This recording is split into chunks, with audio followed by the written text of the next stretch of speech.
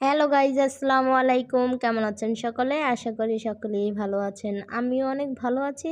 চলুন আজকে আপনাদের সাথে একটা হাঁস রান্নার রেসিপি শেয়ার করি।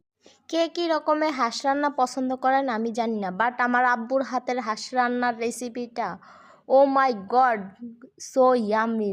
আর এখনই আমার জিভে আবার পানি চলে আসছে। এত পরিমাণে মজা হয় আমার বাপের হাতের আর এই হাঁস রান্নার রেসিপি। এখানে 3টা হাঁস, আপনারা সব কিছু পরিমাণ মোতাবেক দিবেন। হলুদের গুঁড়া, মরিচের গুঁড়া, জিরা, আদা রসুন বাটা। চেষ্টা করবেন ব্লেন্ডারটা না পাটায় বেটে দিতে, তাহলে ফ্লেভারটা বা গ্রানটা খুবই সুন্দর আসে। সকল ময় মশলা হাতের সাহায্যে সুন্দরভাবে মেখে 10 মিনিটের জন্য সুন্দর করে কষিয়ে এর ভিতরে পরিমাণ মতো পানি দিয়ে যখন সিদ্ধ হয়ে যাবে নামিয়ে ফেললে তৈরি আমাদের হাঁস রান্না। দেখুন হাঁসের রান্নার কালারটা কত সুন্দর আসছে। সবাই একবার হলো ট্রাই করবেন। আল্লাহ হাফেজ, ভালো থাকবেন।